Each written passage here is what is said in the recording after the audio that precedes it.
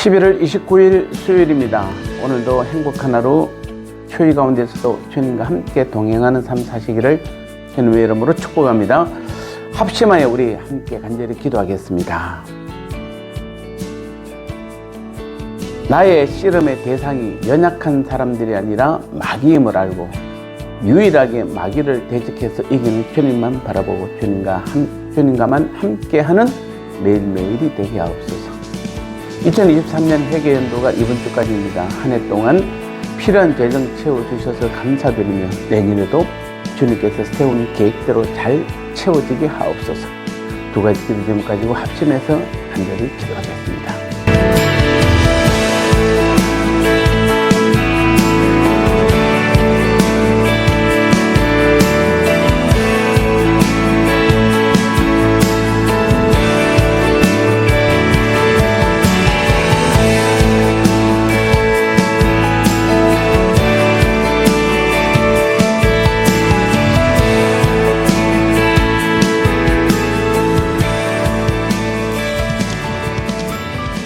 말씀 나누겠습니다. 오늘 제목은 씨름 잘하세요 라는 제목입니다. 에베소서 6장 12절 말씀에 우리의 씨름은 혈과 육을 상대하는 것이 아니요 통치자들과 권세들과 이 어둠의 세상 주관자들과 하늘에 있는 악의 영들을 상대함이라. 아멘. 씨름을 하는데 오늘 본문에서 우리의 씨름은 혈과 육이 아니요 라고 분명히 말씀하고 있습니다. 오늘 이 말씀은 왜 우리가 앞부분에서 하나님의 전신갑주를 입지 않으면 안 되는지에 대해서 말씀하고 있습니다. 바울은 그 이유를 우리의 씨름 때문이다 이렇게 말하고 있습니다. 그런데 이 씨름이 혈과 육에 대한 것이 아니라고 합니다. 여기서 말하는 혈과 육은 연약한 인간, 인간은 인간이로되 부족한 인간.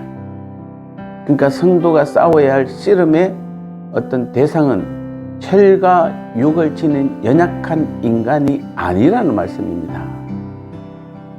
그럼 왜 이 말을 하는 걸까요? 만일 우리가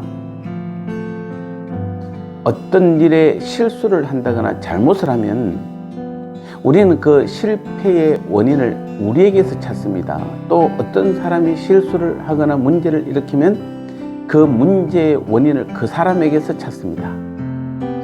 오늘 이것은 우리 모두에게 아주 보편적인 것입니다. 항상 우리의 시선은 이렇게 사람에게 고정되어 있습니다. 물론 그 자체가 잘못되었다는 것은 아닙니다. 그렇게 해서 사람을 고치고 문제점들을 개선한 일은 아주 좋은 일이고 필요한 일인 것은 분명합니다. 그러면 무엇이 문제입니까? 사람에게서 어떤 문제를 발견하고 그 문제를 지적하고 잘못을 인정하고 개선한다고 해서 그 사람이 문제를 일으키지 않습니까? 아닙니다. 그것과는 또 다른 문제를 일으킵니다. 심한 경우에는 같은 문제를 일으키기도 합니다. 또 환경을 개선하고 미리 교육을 시킨다고 해서 더 이상 문제가 없습니까? 더 교묘하고 악질적인 경우가 더 많습니다. 자, 이러한 사실 모두가 오늘 우리에게 말해주는 것이 무엇입니까? 결국 문제는 사람에게 있는 것이 아니라는 사실입니다.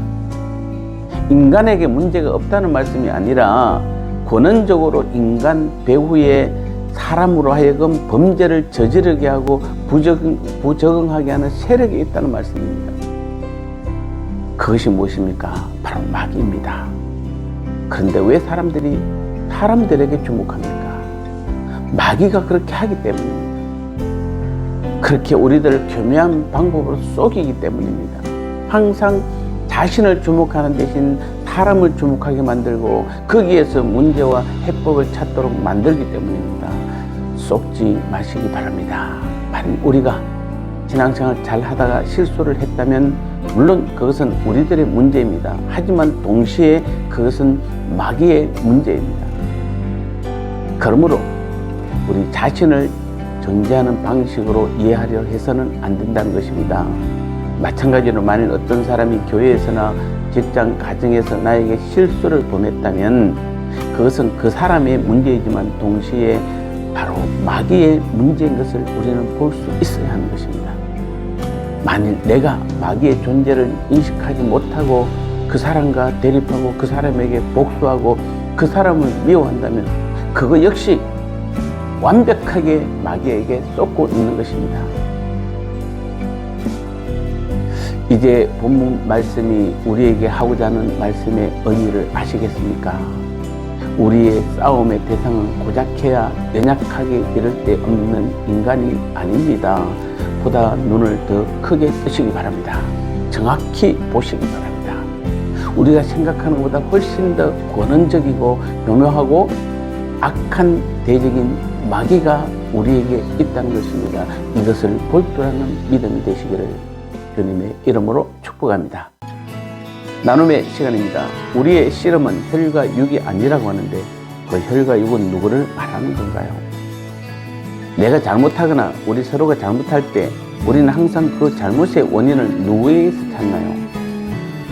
그렇다면 우리의 신앙의 삶에서 일어나는 모든 문제의 원인은 누구인가요? 이제 나의 씨름의 대상은 누구인가요?